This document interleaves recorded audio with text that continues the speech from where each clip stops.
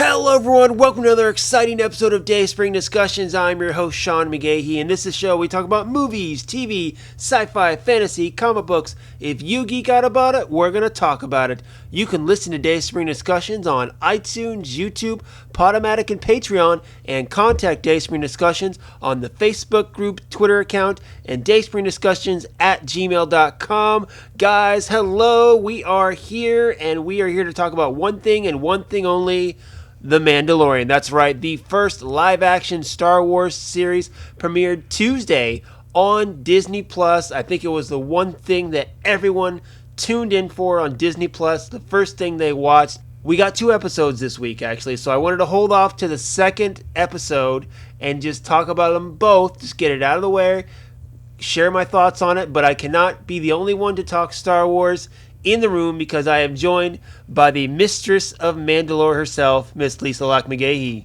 Hello. All right, guys. So like I said, we're talking Mandalorian, and we are talking spoilers. If you have not seen the first 2 episodes of The Mandalorian, pause, come back, listen to us later, of course, because we're not going to hold back, because really you can't talk about it without talking about spoilers, really.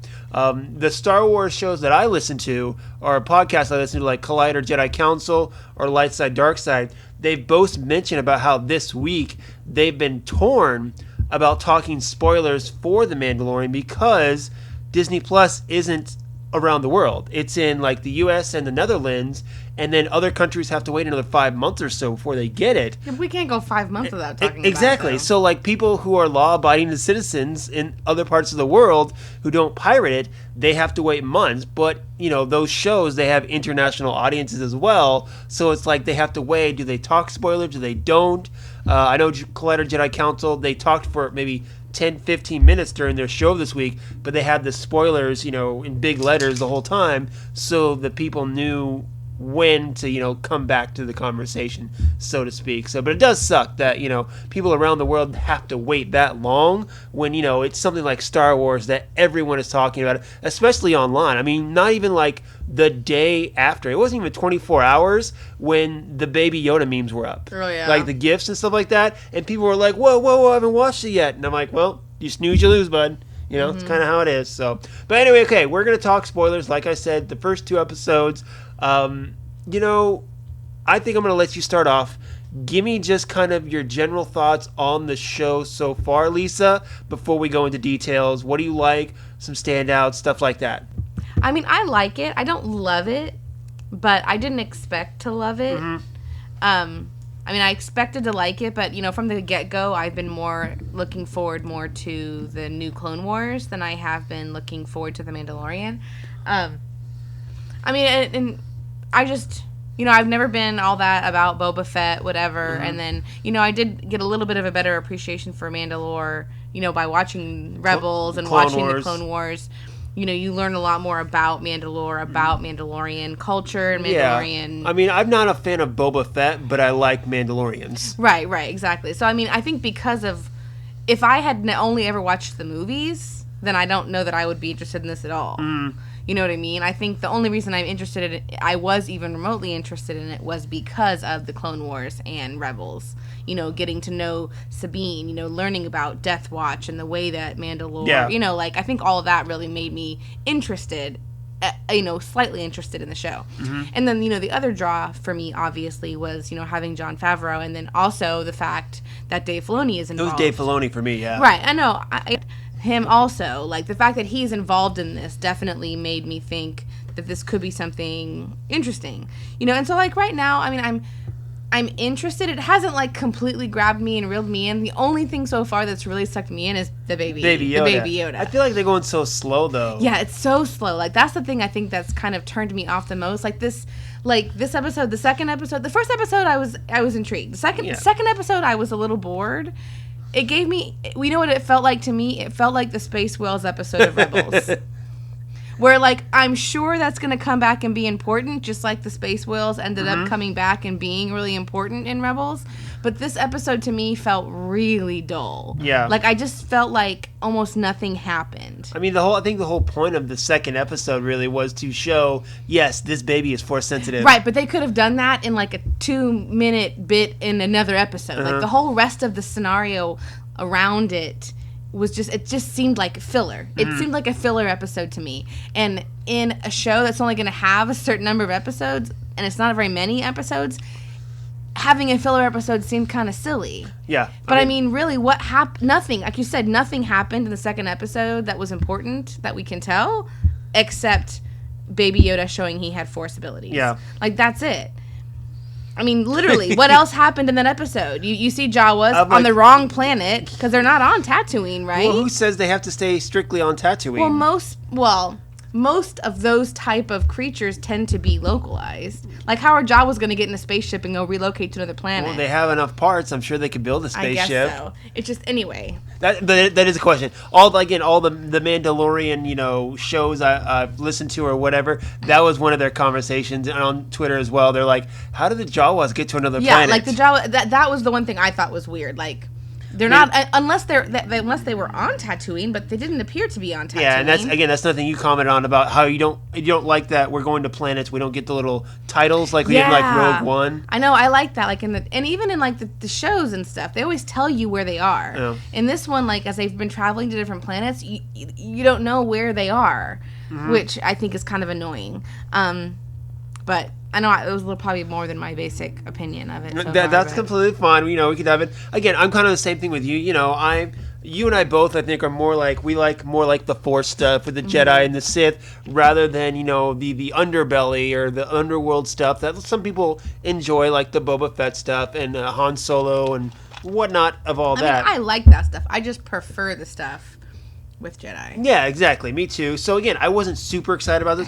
I'd be less excited because the whole thing was people were talking about how this seems like just kind of like a generic Boba Fett, where like they kind of wanted to do Boba Fett, but then they didn't want. He doesn't seem like Boba Fett at all. Well, to me, that's what I like. I like how I feel like if it was Jon Favreau, and Jon Favreau has said he loved Boba Fett growing up. Okay, I think what happened is he wanted to do something Boba Fett-ish, and then he teamed up with Dave Filoni, and Filoni's like, hey, remember those Mandalorian episodes that you did a voice in? What if we add this to it instead? And I can already tell. I mean, granted, again, I'm not a Boba Fett fan, but I can think of a way that you can, add an interesting backstory to it to make him seem interesting. He's a clone. The clones are all gone. How's he relate to that? Yada, yada, yada. But anyway, tying it more to the Mandalorian culture, I think, is much more interesting. Yeah, and this guy as a person seems like Boba Fett. From everything you learn about Boba Fett in like Clone Wars and whatever, Boba Fett's a douche. I mean, he really is. He goes from being this like super bratty kid, to be. And he's kind of an ass. Yeah.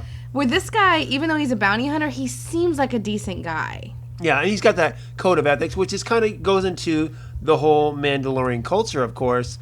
I feel like we've steered off general thoughts generally, but let's just dive in. But Boba, you have to think, even though he technically is Mandalorian, he wasn't raised on Mandalore. He wasn't. No, he's not a Mandalorian at all. He just looks like a Mandalorian. No, but wasn't his dad? Django. I forgot I was going to look that up. I can't remember if Django was ever associated with them. Oh, I assume that Jango Fett was a Mandalorian who was like a bounty hunter who left Mandalore. Sorry, guys, I didn't do my research. Yes, that's always been my assumption. Just because he has the Mandalorian out. I remembered I was going to look it up here. Hold on, let me look it up. Okay, one sec. Hold on. While you're looking, my assumption has always been that Jango Fett was a Mandalorian, and that he was a Mandalorian bounty hunter, and that when he got like recruited to be the source person for the clones, that he never. I mean, he was already a bounty hunter, right? Right. I just said that. He was a bounty hunter. I'm not paying attention. I'm looking this up. Anyway. Go for it. So that was always my assumption. And so even though Boba Fett is like a Mandalorian, he's, basically a clone of a Mandalorian, essentially, he never was raised. I mean, he wasn't raised in Mandalore. He wasn't grown up. He didn't grow up in the culture. He doesn't know anything. You know what I mean? Like, essentially, he may wear the Mandalorian armor and be of Mandalore, but he's not really Mandalorian. You know what I mean? Like, yeah. The government of Mandalore regarded him as a renegade and a pretender, is what Wikipedia says. Born prior to years. He'd be born on the planet Concord. So he is a Mandalorian. Okay, so yeah, on Wikipedia. So Jango Fett was. So I was correct in my assumption. Let me read this out loud so I can understand it. No, don't read it out loud. It just says he was born on this planet, which is a Mandalorian world. But his exact history is unknown. Although that was how he liked it. While he did wear Mandalorian armor, officials of Mandalore disavowed any connection to Fett, claiming he was simply a bounty hunter who somehow stole an artifact from their parents' troubled past. But he says that he was from Mandalore. Yes, of course. So whatever. Okay. Regardless of the fact, Boba Fett is not really a Mandalorian. Okay. Well, there you go. Okay. That was kind of a long-winded. Exactly. It went along well. Okay. Anyway, so where were we? I'm not really sure. Talking about Mandalore. Oh, Mandalorian versus what could have had with Boba Fett is what we were talking about. So, but anyway, okay. So let's just go. Let's just dive into it here. Do you want to talk about Baby Yoda first, or want to talk about the actual Mandalorian first? Whatever you want to do. Okay, I want to talk about the actual Mandalorian first. Okay, because it is the Mandalorian, played by Pedro Pascal. Obviously, it's one of the things where he's most known for Game of Thrones, and he's a decently looking guy, I'm assuming, I have no idea what he looks like. Oh, here, he's right here. Boom, look at this. He's pulling up right there. Oh, he was in the Kingsman movie, too. The Kingsman sequel. Who was he in the Kingsman sequel? He was the bad guy in the second Kingsman movie. I don't really remember that. Anyway, okay, but yes, he's leaving his helmet on the whole time, which is, kind of interesting. Why get such a good-looking guy if you're not going to take out Exactly, the that's why they, that's one of the things they've talked about is, he's a good-looking guy, but he keeps his helmet on the whole time, especially in the first 2 episodes. Well, maybe that gets eventually he will later, but for the most part, he keeps his helmet on, which is interesting because it's one of those things, again, how do you portray all the emotion and all that when you're under the mask? He's doing a decent job, though. Exactly, doing a great job. And they were talking about how it's the way you work the helmet with the lights and the shade, and it's like they who was it? Jon Favreau discussed it to him like the brim of the hat. How do you work the brim of the hat to show the attitude of it all? But yes, but the Mandalorian himself. Okay, let's break this down because I was thinking about this as work. Okay, so this guy he is part of Mandalore, and he's you see him with other Mandalorians that have been hiding or something along those lines. We don't know because we don't really know what happened to Mandalore. Oh, well, okay, that's what we're trying to figure out here is they talked about the Purge. Now, they're not talking about the Jedi Purge. Guessing they're talking about some kind of Mandalorian Purge because going into, Star Wars canon, Mandalore, the last thing we know about Mandalore, right before the original trilogy or, before from Rebels to now when the Mandalorian takes place is Sabine handing the black saber off to Bo-Katan and Bo-Katan saying she's going to lead the Mandalorians against the Empire to take their planet back. Fast forward to 5 years after Return of the Jedi, it's the Mandalorian. What happened in between then? Were they successful? I'm going to guess no. I'm going to guess no, exactly. When they talk about the Purge, I'm thinking they're talking about the fact that, the Empire, probably sent extra forces there to take out the Mandalorians because the Mandalorians have always been known as great fighters, so they saw them definitely as a threat. So, can't have that uprising. Let's take them out. Maybe even sent Vader in his prime to go in and wreak some havoc, which would be cool to see. But I mean, we'll probably end up getting the story of what happened in flashbacks, maybe. Well, like I said, we have these little pockets of people all in Mandalorian outfits living in this, dark place. Looks like they're hiding, so to speak. I don't think they're living there. I think that's just like a gathering place. You think so? It almost looked like a bar of sorts, but for Mandalorians, like a place where they. I didn't think they didn't look like a bar. It looked like it was just a little alley. Several of them were sitting at tables around the edges. Yeah. Okay. I mean, maybe not. I mean, it was dark, but it looked to me like there were tables around the edges, and the lady at the end who had the kiln and was making armor and stuff. Yeah, it's interesting. Well, of course, too, and let's look at it this way too: is when he goes to the client, and they're going to pay him, it's the Beskar, which is the Mandalorian steel, but it's currency that the Empire has made. It's imperial currency, so. It's one of those things where, okay, so the Empire took a strong metal, obviously a strong metal. You see, the Mandalorian getting hit when this series, and it's withstanding all the blasts and all that stuff. It's a good strong metal, but the Empire has decided to make like currency out of it. I guess. So it's one of those things where again it feeds into the fact that I think the Empire did shut down Mandalore. They did take over, and they just took what they had, like the Beskar material or steel or whatever you want to call it, and let's make some money out of it. Like gold bricks or something. So I mean that's what the Empire always does. They go in, they take what they want, they leave. Exactly. That's what they did with a lot of other planets too. But yeah, I think that the whole thing goes to the fact that I think the Empire came and took out Mandalore, their uprising, so to speak. Maybe before the events of Rogue One and A New Hope. Maybe in between there somewhere. We haven't seen that yet. I think, of course, the fact that this show has come to light, it's a big question that a lot of people are talking about, and so I think somewhere down the road, whether it's sooner or later, Lucasfilm is going to give us the answers for that. I mean, I think we're going to get it in flashbacks throughout this series. I don't think they're going to do another series or another thing. Do you? I'm talking like comic books or get a book or something like that is what I'm saying. We were going to get it. I mean, we'll get the full story. We've gotten flashbacks. So speaking of flashbacks, okay, so we're talking about, the flashbacks, because he didn't have any flashbacks in episode 2, right? No, it was just that one. It was just that one in episode 1. When they talked about the foundlings. Exactly, the foundlings, where, you're assuming the little kid in the flashbacks is him, okay, and there's this war going on. Okay, so you gotta assume. Let's talk some ages and some years here for a second. We'll just go ahead and say that the Mandalorian is, say, 40 years old. Pedro Pascal, I know, is older than that, so I'm just gonna shoot at 40. Okay, this is 5 years after Return of the Jedi. You take that back. The little kid was maybe 10 years old or so, right? In the video, you mean in the flashbacks, 10, 12 maybe. Maybe I was thinking younger than that. We'll just say 10. We'll go around that, okay? So we're going back 30 years, okay? We go back 30 years. What's going on? The Clone Wars is what it is. So all that chaos, and of course there's that still from the last trailer where you see that those people running. You don't get a good look at it in the actual show, of course, because it's flashes, but there seem to be battle droids behind them. So this kid was probably abandoned, or something happened to where the Separatists came in, took over. He was in the middle of a battle, and his parents or whoever. It looks like his parents put him somewhere to protect him. To protect him, exactly. Where he was found, I don't know. What's up with those red robes? I mean, I talked about this before, where the last trailer for The Mandalorian came out the same day as another trailer for Jedi Fallen Order. And in Jedi Fallen Order, there's someone wearing those red robes who is kind of like a disciple or a worshiper of the Force, so to speak.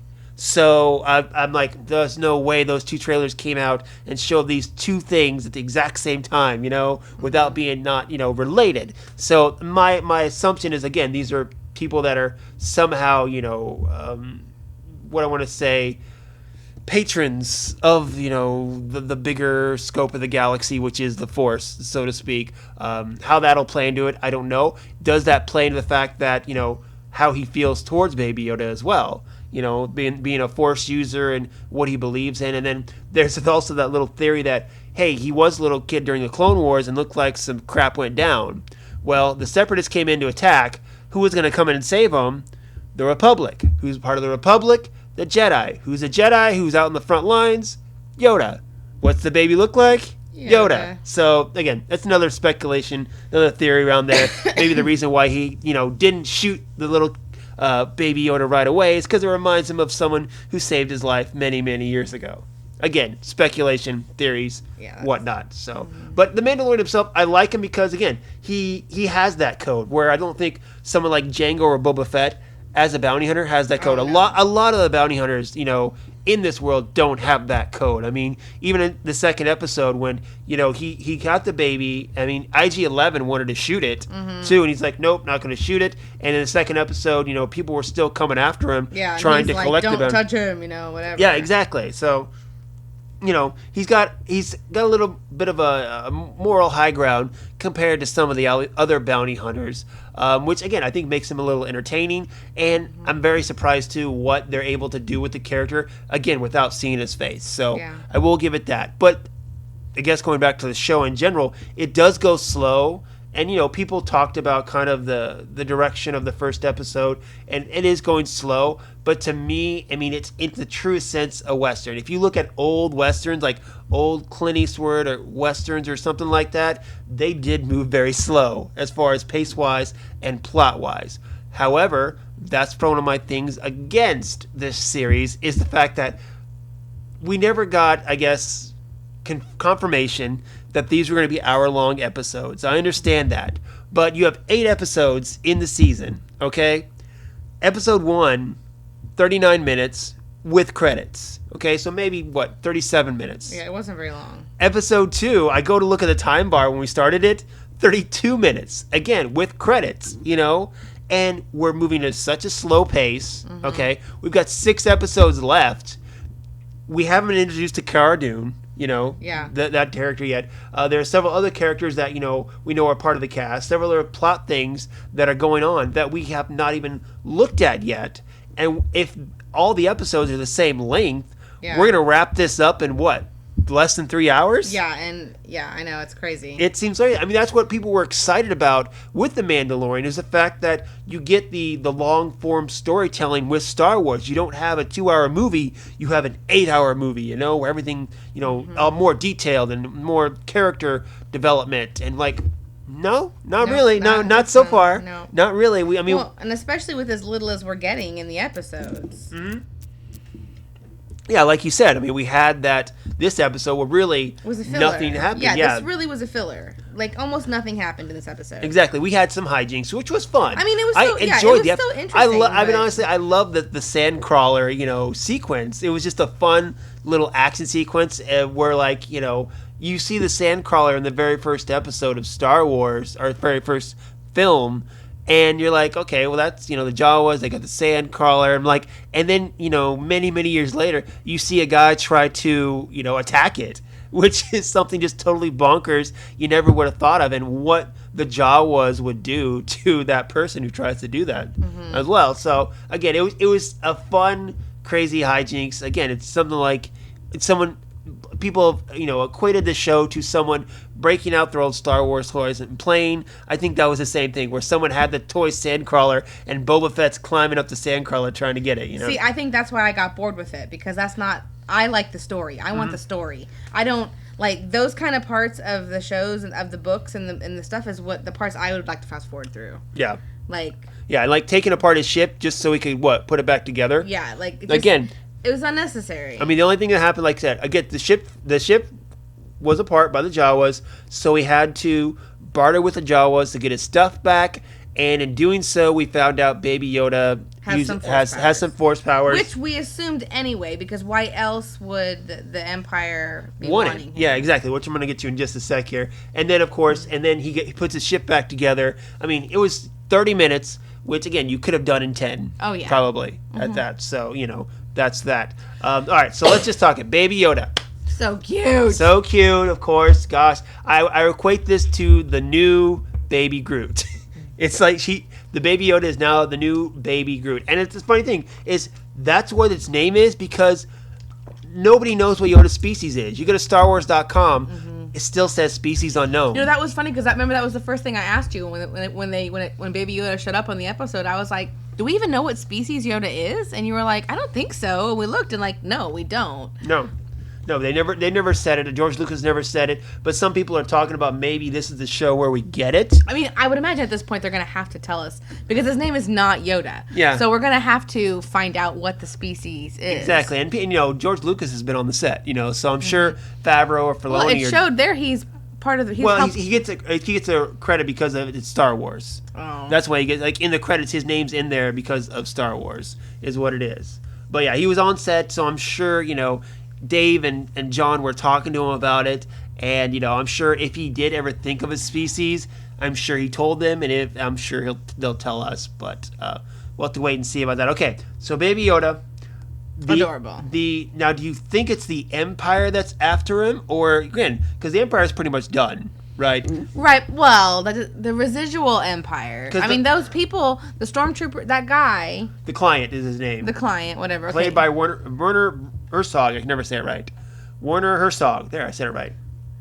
the client. Werner Herzog. Okay. Yes. Yeah, so him. He seemed like an Imperial. He seemed like an Imperial, and then he had stormtroopers with him, and then the guy that came in from the side had, like, on robes like Krennic's. Dr. Pershing. Well, Pershing. Pershing. He didn't look like Krennic. He looked like Galen. Actually, the now that I'm looking back at, like, we watched Rogue One the other week, and it looked like a scientist's robe, kind of similar to what Galen wore in Rogue One. Okay, whatever. Either way, Imperial. They looked to me like they were Imperial. And then, of course, there is the little thing. I didn't catch it. I maybe need to go back and rewatch the episode again. But people said on his side, the Doctor, it looked like the symbol for Camino, which we know the Caminos are all about cloning. So then there's the theory, of course, maybe this is a clone of Yoda, so to speak. But again, another speculation, another theory. I'm not ready to call that. Obviously, I don't think this is Yoda's love child. Oh, God, no. I made some joke. Somebody on Twitter said that, and I'm like, oh, did Padme carry this child too? She got like a thing for like Force users, maybe? Who knows? No. Anyway, bad joke. Okay, yeah. Moving on. Yes, so the clone is a theory, and then the other thing is just that it's just another one of the species, a part of the rare species that Yoda is, and this is another one, and they are all very Force sensitive. But I want to stick with the Yoda clone theory just for a sec here, okay? What? What is your best theory? I don't do theories. Okay, then let me indulge in mine for a sec, okay? Okay, the baby is 50 years old. Again, let's crunch some numbers here, okay? We'll go back 5 years to Return of the Jedi. From the beginning to the end of the original trilogy, you're talking 4 to 5 years, okay? So let's just say 10 years, okay? We're going back another 20 to go back to the end of episode 3. So we got 30 years there. We're doing another 13 years. So this is before, this thing's been around before the Phantom Menace. So if it is a clone of Yoda, it happened before the Phantom Menace. Even if, like, what if it's another contingency plan that the Emperor was cooking up way back when? Yeah, but you really think the Emperor would clone Yoda? He's the strongest Jedi. Before Anakin came around, before he knew about the Chosen One, Yoda was the strongest Jedi, right? I guess. But, okay, and you know, it's like somebody brought up, this was brought up on Collider Jedi Council, so I'll go ahead and, you know, give them credit for this, okay? In episode 1, when, you know, Qui-Gon tests Anakin's midi-chlorian account. I can't believe I'm talking about this, but he tests his midi-chlorian account, and Obi-Wan's like, "Oh, that's higher than you know, Master Yoda's." So somewhere along the way, Yoda had to give his blood sample to get his midi-chlorian count.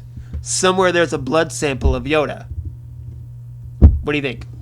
I don't think he's a clone of Yoda. Okay, so you think he's just another one of the species? I think he's just another. I think you're right, but I wouldn't be surprised if it's the latter. I mean, if you think about it, so back when the Jedi were still the Jedi. Yes. Their main goal was to go through the not their main goal. They had people whose jobs were to go through the galaxy and look for Force-sensitive children. Yes. That was their job. Mm-hmm. That was literally their role in the Jedi Council. Yes. Right, or in the Jedi Order, mm-hmm. whatever. So once the Jedi Order was disintegrated, mm-hmm. For whatever reason, however you want to call it, whenever that happened, then the Empire and the Inquisitors, they formed the Inquisitors. The Inquisitors' jobs were not just to go through and kill remaining Jedi. It was also to search the galaxy for Force-sensitive children, which we saw in Rebels. Right. So at some point in there's going to be some stash of Force-sensitive kids. Places. This baby Yoda. I love how she's waving her hand around. this little baby Yoda, if Yoda was so powerful, it makes sense that either the Jedi or the Emperor would at some point have sent people to whatever Yoda's home planet was to look for other Force-sensitive people of Yoda's species. True. So it's not unreasonable to think that they may have found another Force-sensitive kid on Yoda's home planet, and he just happened to be, somebody hid him away for some reason. Maybe the Jedi had found him, and the people the people who were the ones that for the Jedi were hunting for maybe that person, when they knew things were turning bad, hid that baby away, and that's why the Empire is looking for them now, because they know. I guess that's kind of my thing too. Is this thing's 50 years old.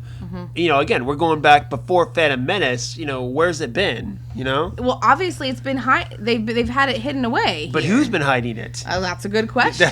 Exactly. I mean, there was a bunch of guys that IG-11 and the Mandalorian took out. Who were those guys? I don't know. Why they were the ones guarding it? Who's in charge of them? I mean, again, good question. Good questions. Let's get some answers and let's hurry it up here, okay? Yeah. Chop. Because that's the thing. When I look at this show now, I'm mildly interested in the Mandalorian's backstory, him as a person. I like that. I'm incredibly interested in where this Baby Yoda came from and what the history of that is.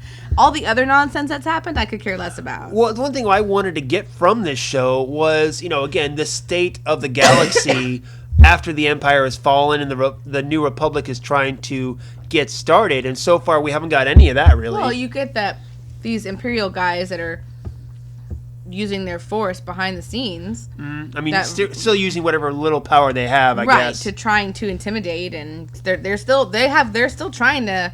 I mean, that guy, the client, he acts like he's big shit. Yeah. So the Empire still is there in some way, shape, or form, acting like they still have power. Well, it's one of those things too. I know, they addressed this in Rebels, and I think it was addressed, in some other books or whatever. Bloodline talks a lot about. Bloodline's about how it, the war's over, but it takes a while to reach the edge of the galaxy. Well, and not even that. Even in the core, I mean, several of the books talk about that. I mean, especially if you look at Aftermath trilogy. I mean, that talks a lot about it. And then in Bloodlines, that is directly. I mean, Bloodlines is Sloane, against the New Republic. Like, it's still showing how they're still butting heads. The New Republic trying to get, and that's in the same time period. Yeah, exactly. Yeah, I mean, it takes a while for word to get around that the Empire is gone. So they still have power in parts of the galaxy. Well, and even in the main part of the galaxy, if you look at that one I just read, that Alphabet Squadron,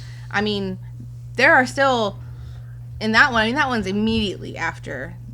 That one's within just a year, I think, of the fall of the Empire. But I mean, in that one, they're there in the core still. Yeah, there's still generals on the Imperial starships that are going out there and taking over planets and shit. Like, they don't care that the Emperor's gone. They're still there doing the Emperor's work. They're doing their job, yeah. And that's in the core. Yeah. That's not even in the talking about the Outer Rim. That's a good point. I like that. Yeah, cool. All right. So those were several books that you should read. Yes. The Aftermath series. Yes. Alphabet Squadron. Bloodline. Okay. Find them. Read them. All right. So I think we covered that. We haven't talked about IG-11 yet. As Taika Waititi, I thought, if you look on the Disney Plus page for The Mandalorian, the picture they have is The Mandalorian, then you got Cara Dune on one side and IG-11 on the other. This character has to come back, you think, right? I know, it seems kind of weird that they would do all that just for him to be killed off in that first Exactly. episode. I mean, it's just like kind of a letdown. I mean, it's kind of like a Captain Phasma or something. Jeez. For reals. or if we only get that girl in like one episode after all this. Exactly. After, the whole thing. Well, hey, it tells you how many episodes are in. Find her. Let's see here. May not even have it yet because she's not technically because the episodes haven't aired yet, I don't think. Well, but some of them say 8, 6. There she is. Isn't that her? Alexandra? No, what's her name? No, that's not her. No, her name. That's his mom. What's the actress's else. Name? I don't know, but I'd recognize if I see it, and I don't see it on here, honestly.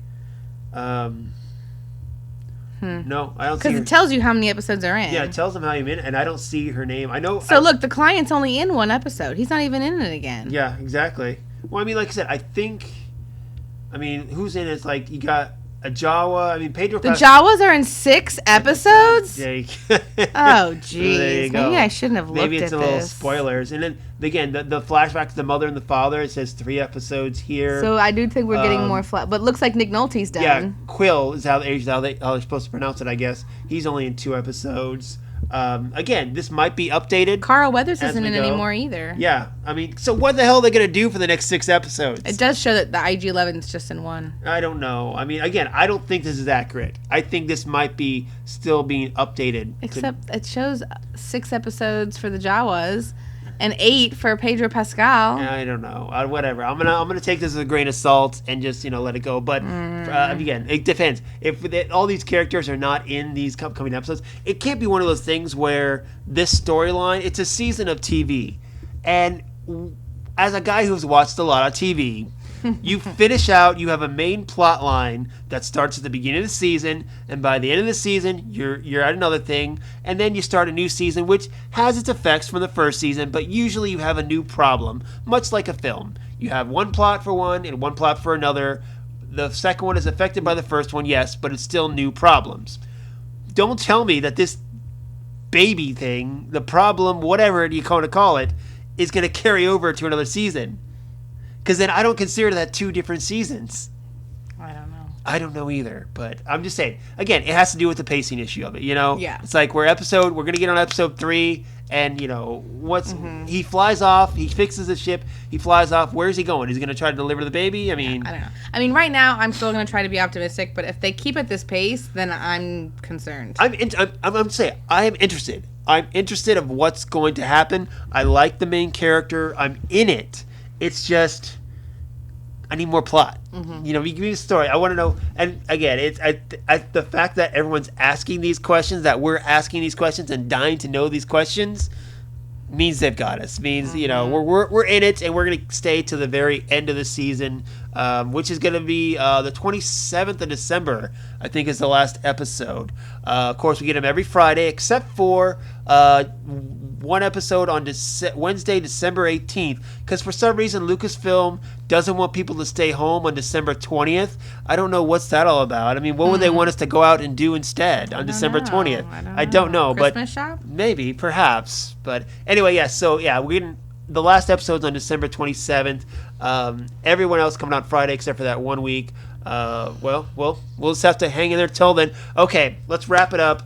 Lisa, final thoughts on The Mandalorian. Anything else you want to throw in there about what you want to see or, hoping changes between now and the end of the season? I just hope that we get some more plot. Like, I just really strongly feel like the episode 2 felt like a filler, and I don't think in a series that doesn't have this few episodes that there should be fillers. It's not that, for me too, it's the fact of the length of the episodes. Give me longer episodes too, which you can do more with. Yeah, but I don't want them to be longer if it's going to be more filler. I agree. Like that second episode could have literally been removed almost. Wait, you didn't like the Jawas eating the egg? It was just unnecessary. It didn't do anything to forward the plot, and that's my point. Like whether the episode was 30 minutes or an hour, it was filler. Yeah, exactly. And you don't. And that's the thing about having that's the thing I like about say the cable or Netflix or whatever is you go 10 to 13 episodes.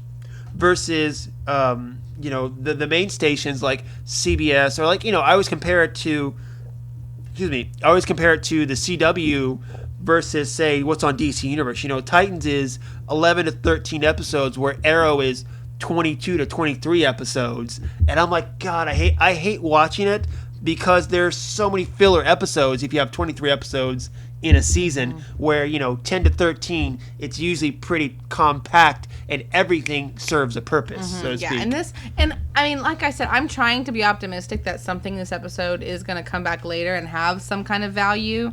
I mean, I'm going to keep equating it to the space whales for now, but it just, right now, I just can't see how, and especially if we're going to get the Jawas in 8 and 6 episodes, I'm really concerned. A Jawa. Well, apparently... Maybe a Jawa stowed away on the ship. Oh my God. Boom! Nailed it. That would suck. Oh, that would totally suck. Anyway. Exactly. But, again, I like what we've got. It's just slow. I like the style of it. The way it is. I really like it. Again, like I said after we watched the first episode, it's very theatrical. Yeah. Like, it doesn't look like a TV show. And the quality is so good. Yeah, it doesn't look like a TV show. One thing that is weird to me about it, though, and this is just a side thing about the TV, because it does look very theatrical, like when I'm watching it, I feel like I'm watching a movie. But there's no score. Yeah. There's not, background music a lot. There's a lot of... I mean, you do have it. Right, but it's not like the movies. I feel like in movies, there's a lot more background music. This has felt very quiet to me. As I'm watching it, it just, there's been a lot of times where it's just walking, he's just walking, and there's no noise at all. Yeah.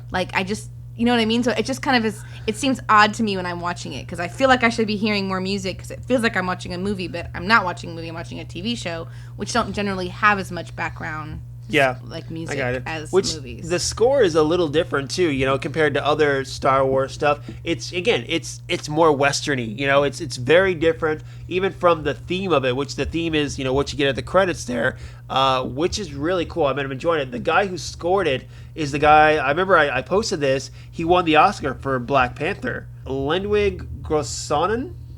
Oh my God! I don't even know why you try. Göransson. Ludwig Göransson. Okay, there you go. The Oscar Grammy-winning composer of Black Panther. There you go. So it's very different from a Star Wars score. I mean, of course, you had different ones like Rogue One or even But they all have their even you can Rogue tell One, it's Star Wars-esque. Yes. This is almost This is, like I said, this is Western, not Star Wars, is what it is. So the difference in them seems interesting to me. Yeah. So. Oh, another thing too. This is not really the Mandalorian, but how about that introduction? I love the new Star Wars intro. That's yes, yes. So cool. Well, I think it's kind of one of those things where they're under the Disney banner now, and one thing is with Disney going to say what worked so well for Marvel. The Marvel Fair, I think, is very crucial. It's a brand recognition, of course. So if you don't have Star Wars is equated with starting off with a crawl. Obviously, they're not doing that for everything. So what else is kind of a brand recognition that you can tell people? This is a Star Wars movie. This is what you're getting. If you see that in front of something, you know roughly what you're getting yourself into. Yeah, is what it is. It's cool, for sure. But it's cool. Yeah, I like the way it does the different colors, and then the colors settle down to do the Star Wars yellow with that too. So I think it's pretty cool along with that. But yeah. All right, I think I'm done talking. You done talking? All right, guys. Well, time for you to fire back, of course, on the social media groups and Gmail account. Let us know what you think about the first 2 episodes of The Mandalorian. Of course, fire your speculation and theories along with it, because I want to hear them. Lisa probably doesn't want to hear them. Tell him why his speculations are silly. Okay, I want to hear them, but she doesn't. No, never mind. Pay no attention to the man in the corner, of course. But anyway, fire back. Let me know what you think, guys. And that's going to be it for today. Of course, this week, tomorrow, we're sitting down and continuing our journey through the Star Wars saga. We're on A New Hope, Episode 4, and we'll be back in a couple of days with our review or re-review of that. That's it. Go out, enjoy your life, enjoy your week. Until next time, may the Force be with us all.